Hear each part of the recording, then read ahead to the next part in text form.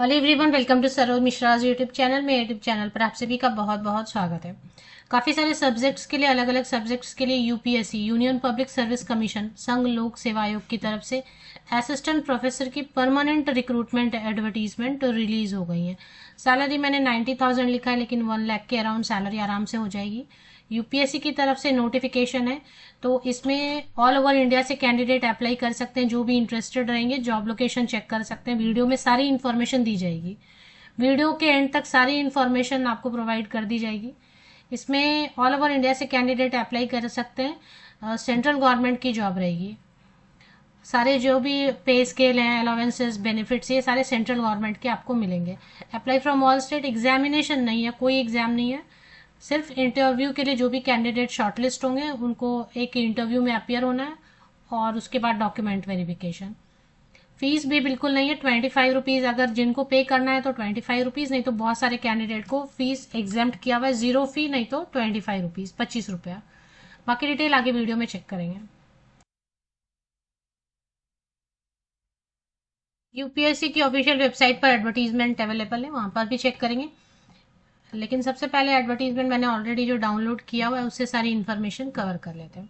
Advertisement number से locate करना चाहिए, क्योंकि बाद में जब भी आपको कोई एडमिट कार्ड रिलीज होता है या आपको कोई भी उससे रिलेटेड काम है, तो वो एडवर्टीजमेंट नंबर याद रखना चाहिए, क्योंकि यूपीएससी की ऑफिशियल वेबसाइट पे बहुत सारे एडवर्टीजमेंट रेगुलर बेसिस पे आते रहते हैं। तो ये एडवर्टीजमेंट नंबर 1/2025। चलिए, अभी इसमें पहली जो वैकेंसी है ये अपने काम की नहीं है, ये तो डेंजरस गुड्स इंस्पेक्टर की वैकेंसी है, तो नंबर 1 चेक नहीं करेंगे। नंबर 2 से स्टार्ट करते हैं। इसमें थोड़ा टाइम आपको लग जाएगा, क्योंकि एक एक पेज पे एक सब्जेक्ट की वैकेंसी बताई है। मतलब 51 पेजेस का इन्होंने बना दिया पीडीएफ। और जैसे एक जगह पे सारे सब्जेक्ट बता देने चाहिए ना, कि एक, जैसे आपने भी देखा होंगे काफ़ी सारे विज्ञापन, कि एक ही जगह पे पूरी लिस्ट दे देते हैं सब्जेक्ट की, कि सारा सब्जेक्ट और उसके आगे ये वैकेंसीज है। ऐसा नहीं किया उन्होंने। एक पेज में एक सब्जेक्ट, दूसरे पेज में दूसरा सब्जेक्ट, तो उसकी वजह से लंबी हो जाएगी वीडियो। बट मैं आपको सारी डिटेल बता देती हूँ। तो नंबर 2 पर है असिस्टेंट प्रोफेसर केमिस्ट्री। आपको कैटेगरी चेक कर लेना। यूआर मतलब जनरल कैटेगरी। इसमें किसी दूसरे कैटेगरी के कैंडिडेट भी अप्लाई कर सकते हैं, जैसे ST candidate, SC candidate, OBC candidate, EWS candidate और जनरल कैंडिडेट भी आवेदन कर सकते हैं। तो यूआर में सीट है तो फिर कोई टेंशन नहीं, किसी भी इसे आप अप्लाई कर सकते हैं। लेकिन फिर एक चीज़ होती है कि नेट आपने कौन से कैटेगरी से पास किया हुआ है। तो सबसे पहले जो नंबर 1 पे वैकेंसी है वो है केमिस्ट्री के लिए, और इसकी पोस्टिंग होगी अंडमान एंड निकोबार में। राजकीय महाविद्यालय है, जवाहरलाल नेहरू राजकीय महाविद्यालय, सब गवर्नमेंट कॉलेज ही हैं। तो UR1 सीट है, ईडब्ल्यूएस में 1 एंड ओबीसी में 1। क्वालिफिकेशन बाद में चेक करेंगे। पहले एज क्राइटेरिया जो है ना, सबके लिए ऐसे है। 35 ईयर्स है यू अनरिजर्व या general candidates and EWS candidates के लिए। 38 ईयर्स है ओबीसी कैंडिडेट्स के लिए। सेकेंड, देखिए दो दो पेज का पे एक एक एडवर्टीज, एक एक सब्जेक्ट है। सीरियल नंबर 3 पर चेक करेंगे, अगर कोई मिस हो जाएगा, क्योंकि सीरियल वाइज देखना है। सीरियल नंबर 3 पर असिस्टेंट प्रोफेसर कॉमर्स की वैकेंसी है। ये भी अंडमान एंड निकोबार एडमिनिस्ट्रेशन में जॉब लोकेशन रहने वाली है। अप्लाई तो आप कहीं से भी कर सकते हैं। इसमें एक ही सीट है एसटी कैंडिडेट्स के लिए। अप्लाई करने के पहले कैटेगरी जरूर चेक करें, और साथ ही साथ ये भी चेक करना है कि आपने अगर नेट किया है या फिर सेट किया है, जो भी है, तो आपने कौन से कैटेगरी से पास किया है। नंबर 4 पर है असिस्टेंट प्रोफेसर कंप्यूटर साइंस की वैकेंसी है। ओबीसी कैंडिडेट्स के लिए 1 सीट है इसमें, तो सिर्फ ओबीसी कैंडिडेट ही अप्लाई कर पाएंगे। नंबर 4 कवर कर दिया मैंने, कंप्यूटर साइंस है। नंबर 5 पर चेक कर लेते हैं। नंबर 5 पर असिस्टेंट प्रोफेसर इंग्लिश की वैकेंसी। अच्छा, इंग्लिश की वैकेंसी और नीचे भी मुझे दिखाई दी थी, सिर्फ यहाँ पर ही नहीं है, और एक है, मुझे लगता है और एक है नीचे, फिर से आएगी इंग्लिश की सब्जेक्ट की वैकेंसी। तो हो सकता है सब्जेक्ट रिपीट भी हो रहे हैं। तो इसमें यूआर मतलब जनरल में एक सीट है, ओबीसी में एक सीट है। चलिए अभी देख लेते हैं। सीरियल नंबर 5 कवर किया। सीरियल नंबर 6 पे देख रहे हैं, एक एक सब्जेक्ट के लिए दो दो पेज बना दिया इन्होंने। फिर सीरियल नंबर 6 पे असिस्टेंट प्रोफेसर ज्योग्राफी की वैकेंसी है। ज्योग्राफी में एसटी कैंडिडेट्स के लिए 1 सीट है, सिर्फ एक ही सीट है, वो भी एसटी कैंडिडेट्स के लिए रिजर्व है। पे स्केल सब में अच्छी देंगे। Pay scale, eligibility criteria, how to apply, ये सब एंड में कवर कर लेंगे। तो सीरियल नंबर 7 पर चले आते हैं। सीरियल नंबर 7 पे असिस्टेंट प्रोफेसर हिंदी है। हिंदी में जवाहरलाल नेहरू राजकीय महाविद्यालय अंडमान एंड निकोबार एडमिनिस्ट्रेशन में, इसमें सीट्स हैं। मतलब अंडमान एंड निकोबार में ही आपको कहीं पर प्लेसमेंट मिलेगी, वो भी कॉलेज का नाम बता दिया, आप चाहे तो गूगल करके लोकेट कर सकते हैं। जनरल के लिए 2 सीट है, इसमें किसी अन्य कैटेगरी से भी आप अप्लाई कर सकते हैं। AWS में 1 सीट है, OBC कैटेगरी में 1 सीट है। सीरियल नंबर 7 पे असिस्टेंट प्रोफेसर हिंदी के लिए वैकेंसी है। इसके बाद सभी परमानेंट पोस्ट हैं, इसलिए तो 2-2 पेज इन्होंने बनाए ना, उसमें सब चीज़ें उन्होंने लिखी होंगी कि परमानेंट है, पे स्केल इतना दे रहे हैं, देख रहे हैं सब में अदर डिटेल में आपको देखना है, चेक करना है ना। This post is permanent. Group A post है, नॉन मिनिस्ट्रियल गेस्टेड, एक group A gazetted non ministerial. Serial number 8 पर आते हैं, असिस्टेंट प्रोफेसर हिस्ट्री की वैकेंसी है, जिसमें कि UR में 2 सीट है। अब इसमें जनरल में 2 सीट है, अन्य कैटेगरी से ST SC OBC किसी भी कैटेगरी से आप अप्लाई कर सकते हैं, लेकिन अगर आपने नेट फिर जनरल से पास किया है कैटेगरी से तो, है ना, क्योंकि वो तो होता है ना, अप्लाई तो आप करेंगे लेकिन आपने नेट पास किया हुआ ST कैटेगरी से तो फिर जनरल में अप्लाई नहीं कर पाते हैं। तो सीरियल नंबर 8 हो गया। सीरियल नंबर 9 पे देखेंगे, बहुत सारी अभी वैकेंसीज एक एक करके आएंगे, हो सकता है सब्जेक्ट रिपीट भी हुआ हो, मुझे ऐसा लग रहा है। सीरियल नंबर, ये बहुत ही मतलब बेवकूफ़ टाइप का बनाया है एडवर्टीजमेंट, एक ही जगह सारे सब्जेक्ट दे देने चाहिए ना। सीरियल नंबर 9 पर असिस्टेंट प्रोफेसर फिजिक्स की वैकेंसी है। इसमें UR में 2 सीट है, जनरल में 2 सीट है, अन्य कैटेगरी से भी आप अप्लाई कर सकते हैं अगर आपने जनरल के हिसाब से नेट पास किया हुआ है या PhD भी है तो भी। सीरियल नंबर 10 पर है assistant professor plant science, 1 seat है जनरल कैटेगरी के लिए। जनरल के लिए 35 ईयर्स अपर एज लिमिट है। सीरियल नंबर 11 पर है असिस्टेंट प्रोफेसर पॉलिटिकल साइंस, और इसमें पॉलिटिकल साइंस में भी सीट है ठीक ठाक, UR में 2, OBC में 1, ST में 1। तो जैसे SC कैटेगरी EWS कैटेगरी में सीटें हैं तो UR में आप अप्लाई कर सकते हैं। इसके बाद पॉलिटिकल साइंस हो गया। इसके बाद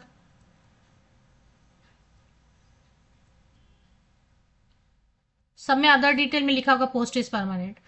2 vacancies for the assistant professor zoology, UR में 1 सीट है, OBC में 1 सीट है। सीरियल नंबर 12 पर जूलॉजी की वैकेंसी है। चलिए फिर सीरियल नंबर सब परमानेंट है, जितने भी आप देख रहे हैं सारे परमानेंट है। सीरियल नंबर 13 पर है कॉमर्स, मुझे लग रहा है कॉमर्स पहले आया था ना, फिर से आया कॉमर्स। इसमें भी सीट है, UR 1, कॉलेज अलग है, मतलब कॉलेज अलग होगा, कॉमर्स की वैकेंसी दोबारा आ रही है ना। UR में 1 सीट है, OBC में 1, ST में 1, सभी परमानेंट है। सीरियल नंबर 14 पर है असिस्टेंट प्रोफेसर इकोनॉमिक्स, और OBC कैंडिडेट्स के लिए 2 सीट है। OBC कैंडिडेट्स के लिए मतलब OBC के हिसाब से आपने नेट सेट किया हुआ या फिर PhD किया हुआ है तो। इसके बाद सीरियल नंबर 15 पर, जैसे मैंने आपको बताया ना, इंग्लिश की वैकेंसी फिर से आने वाली है। सीरियल नंबर 4 या 5 पर थी और वापस से आई। कॉलेज अलग है, मतलब job location Andaman and Nicobar में ही रहेगा लेकिन कॉलेज अलग है, तो गूगल से लोकेट कर सकते हैं। UR में 1 सीट है अनरिजर्व, मतलब किसी भी कैटेगरी से अप्लाई कर सकते हैं। तो ये हो गया सीरियल नंबर, मुझे लग रहा है ये लास्ट है। सीरियल नंबर 15 या एक और हो सकता है। सीरियल नंबर 15 पर इंग्लिश है, और उसके बाद देख लेते हैं और है क्या। सीरियल नंबर 16 और है, हिस्ट्री की वैकेंसी है। हिस्ट्री में जनरल में 2 सीट है, EWS में 1 सीट है। जनरल में 2 सीट है तो अन्य कैटेगरी से भी आप अप्लाई कर सकते हैं, डिपेंड करता है आपके पास क्वालिफिकेशन है कैसी। ये सभी पोस्ट है परमानेंट है। फिर है असिस्टेंट प्रोफेसर फिजिकल एजुकेशन के लिए, UR में 1 सीट है तो अन्य कैटेगरी से भी अप्लाई कर सकते हैं।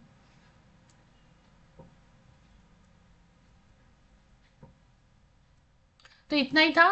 अभी इसमें क्वालिफिकेशन, अभी इसकी जो ऑनलाइन एप्लीकेशन है वो 27 मार्च तक रहेगी, 27 मार्च तक आप ऑनलाइन एप्लीकेशन कर सकते हैं। और इसमें ऑनलाइन UPSC-online.gov, ये मैं आपको लिंक पर लेके चलती हूँ कि कैसे वो इसका ऑनलाइन रिक्रूटमेंट एप्लीकेशन, ये अलग से पोर्टल बना हुआ है, ORA रिक्रूटमेंट पोर्टल बना हुआ है। वो पोर्टल पे जाके रजिस्टर करना है और रजिस्टर करके ऑनलाइन एप्लीकेशन कर सकते हैं। तो पहले तो प्रोबेशन पे रहेगा 1 ईयर के लिए या 2 ईयर्स के लिए, उसके बाद फिर नॉर्मल अपना कोई भी इंडियन सिटीजन अप्लाई कर सकते हैं। एज लिमिट एक बार डिस्कस कर लेंगे हर कैटेगरी के लिए। मिनिमम एसेंशियल क्वालिफिकेशन भी डिस्कस करेंगे। एप्लीकेशन फीस जो है ना, female candidate SC ST PWD candidates के लिए नो फी है, एग्जाम्पशन है फीस से, मतलब नो फी, 0 फी।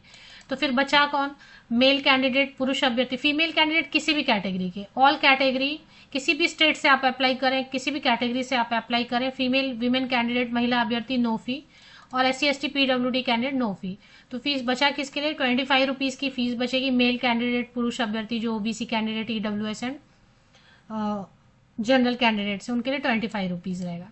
तो ये हो गया। अब इसमें सिलेक्शन क्राइटेरिया, सिलेक्शन क्राइटेरिया में इन्होंने लिखा है कि शॉर्ट लिस्टिंग होगी और इंटरव्यू होगा, सिर्फ एक इंटरव्यू होगा और कुछ भी नहीं है ना। ये सब इतनी चीज़ें लिख दी है ना इन्होंने। हाउ टू अप्लाई, ORA एक पोर्टल है, मैं आपको लेके चलती हूँ। ORA पोर्टल पे जाके आप रजिस्टर करेंगे जो भी इंटरेस्टेड कैंडिडेट है, एलिजिबिलिटी भी डिस्कस करेंगे।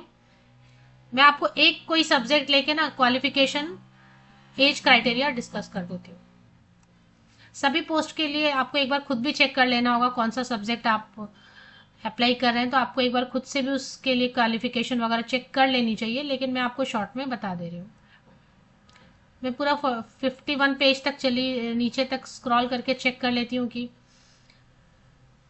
इसमें कहीं पर लिखा था शॉर्टलिस्ट होंगे तो इंटरव्यू के बेसिस पे सिलेक्शन होगी और कोई एग्जाम होगा नहीं इसमें। Date for interview, date for interview on which the shortlisted candidates are required to bring the print out of their online application. तो आप जो ऑनलाइन अप्लाई करेंगे ना उसकी प्रिंट आउट लेके रख लें, क्योंकि इंटरव्यू के लिए आपको बुलाएंगे तो फिर वो इंटरव्यू के टाइम में आपको लेके जाना होगा।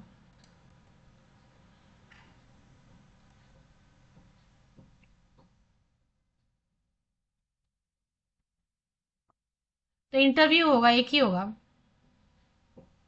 In the event of number of application being large, Commission will adopt shortlisting criteria to restrict the number of candidates to be called for interview. तो इंटरव्यू ही है बेसिकली। बहुत ज़्यादा अगर फॉर्म आ जाएंगे तो वो कुछ और भी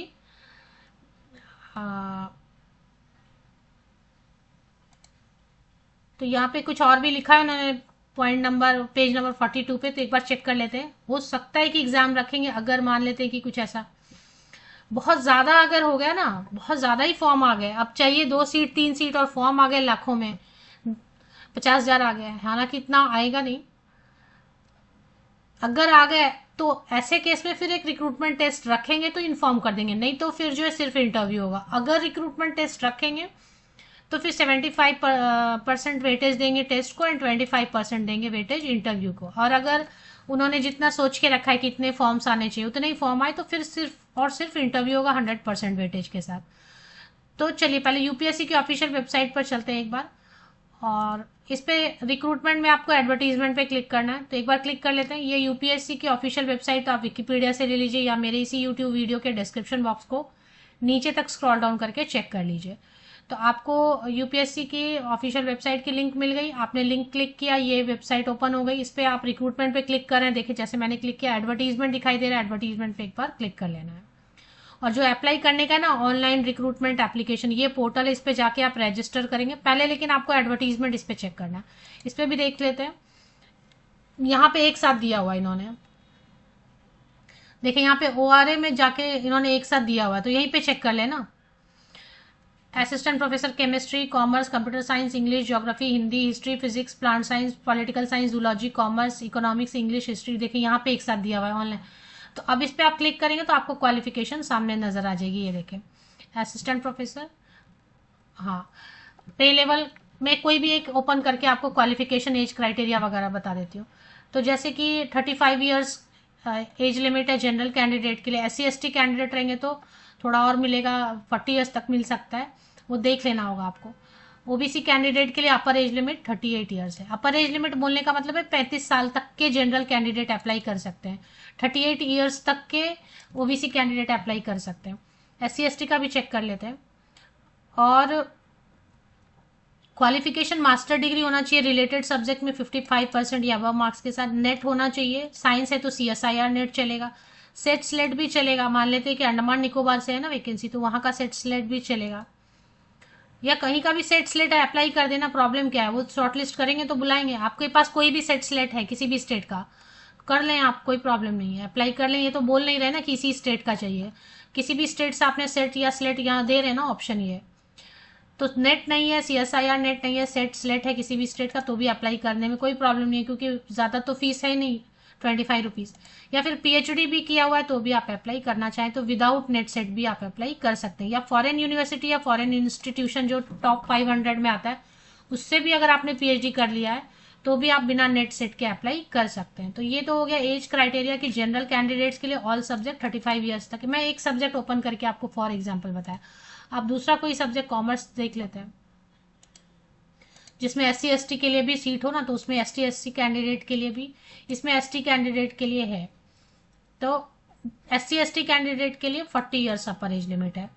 जनरल के लिए 35 ईयर्स, कोई भी सब्जेक्ट हो, जनरल के लिए 35 ईयर्स तक के कैंडिडेट कर सकते हैं, OBC कैंडिडेट 38 ईयर्स तक के कैंडिडेट अप्लाई कर सकते हैं, और SC ST कैंडिडेट है तो 40 ईयर्स तक के SC ST कैंडिडेट अप्लाई कर सकते हैं। तो ये हो गया।